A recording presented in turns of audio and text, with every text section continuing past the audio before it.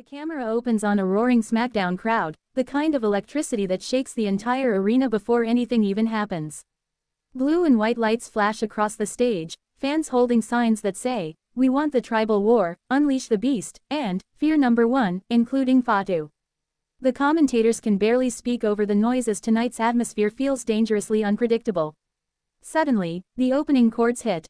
Brock Lesnar walks out from the back, not smiling, not taunting, just marching, head lowered, jaw clenched, the beast incarnate entering the arena like he's been forced off a battlefield and dropped directly onto the SmackDown stage. Fans explode with cheers, boos, and gasps. Brock Lesnar has returned, and everyone can tell he came with a purpose. He circles the ring like a predator taking its territory back. He rolls inside, grabs a microphone, and his voice hits with a gravel roughness. Brock Lesnar says he didn't come back to smile, or wave, or relive old memories. He came back because he heard someone in the back calling himself the most dangerous Samoan walking this earth. Someone claiming to strike fear in the hearts of every superstar.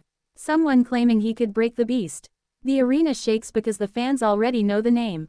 Brock Lesnar stares deep into the camera and says it.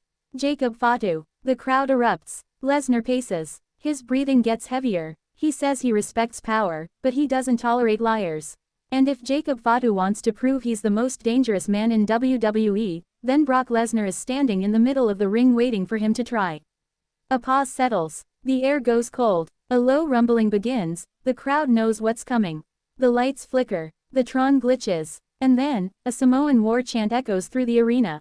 Jacob Fatu steps onto the stage.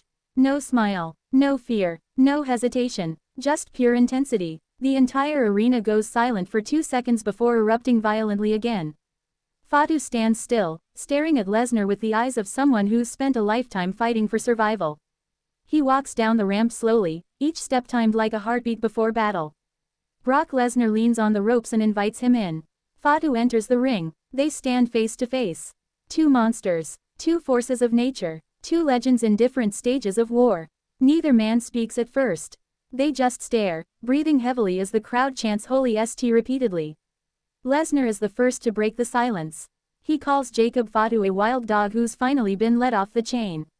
Fatu gets closer, so close their foreheads almost touch, and tells Lesnar that wild dogs survive because they bite harder, faster, and deeper than the predators who try to hunt them.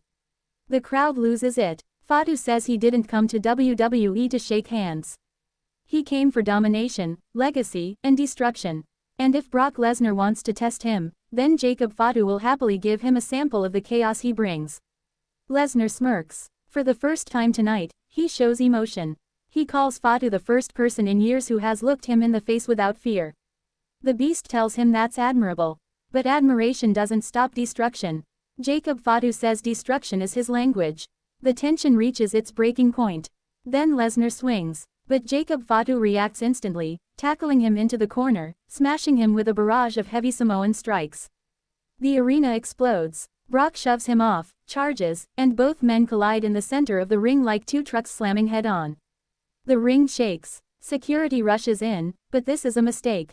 Fatu takes down two guards instantly with spinning back fists. Lesnar German suplexes two more over the ropes. The brawl reignites as both men tear through security like paper. Lesnar picks up Jacob Fatu and slams him with a belly-to-belly suplex, but Fatu rolls to his feet like he felt nothing. The crowd screams as he charges and levels Lesnar with a devastating spear.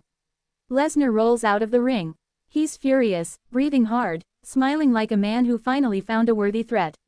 Fatu wipes sweat from his face and screams at him to come back. The cameras catch Lesnar mouthing the words, "You're mine."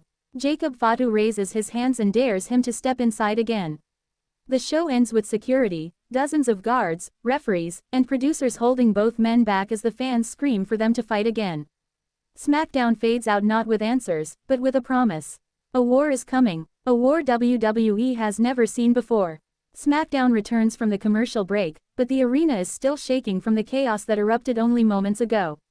Even backstage, camera operators struggle to keep up because Brock Lesnar isn't walking calmly. He's storming through the corridors like a rabid beast freed from captivity. Crew members press themselves against the walls to avoid being caught in his path.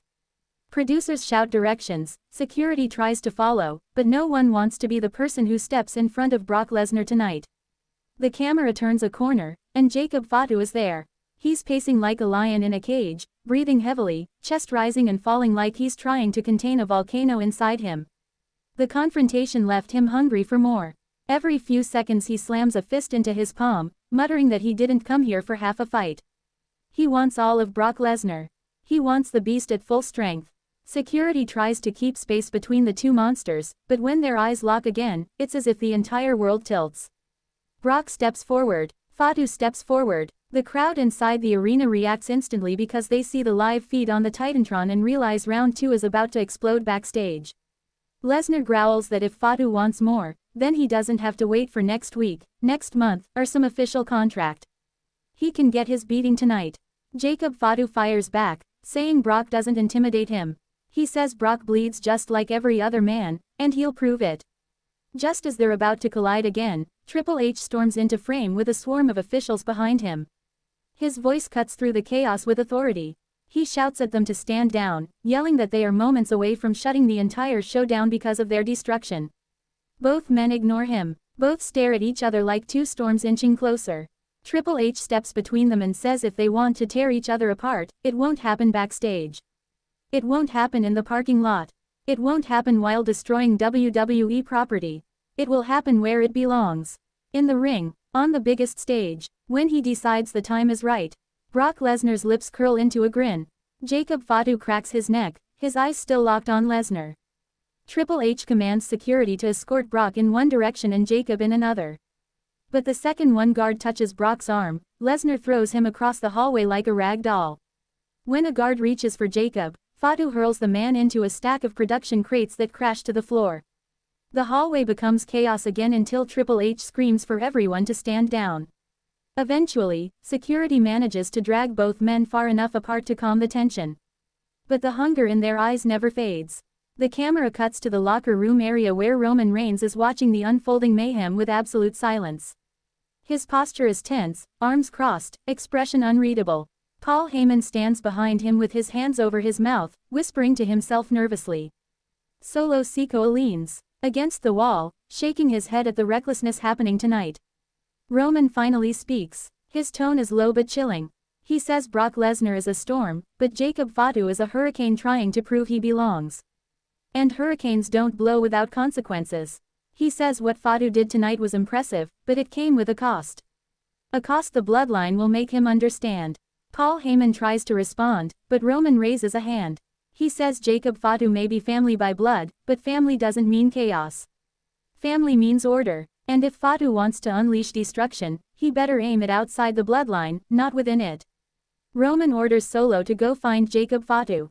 Not to fight him, not to reprimand him, but to warn him, because if this chaos continues, Roman will make a decision that Jacob Fatu won't like. Meanwhile, the camera finds Brock Lesnar again. He's outside the arena now, pacing near the trucks with a grin that screams violence. He tells the interviewer that Jacob Fatu woke something up inside him, a hunger, a thrill, a challenge Brock hasn't felt in years. He says Fatu wants danger.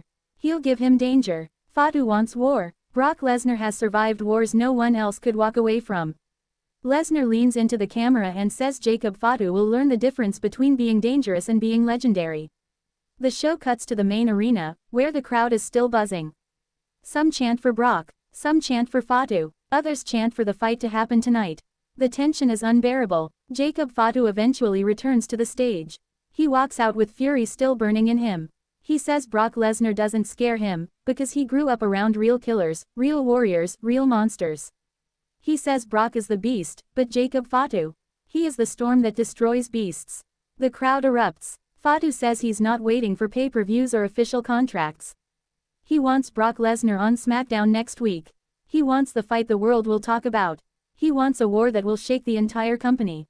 But before he can say more, Lesnar rushes out through the crowd. The arena loses its mind. Jacob Fatu turns just in time to see Brock sliding into the ring.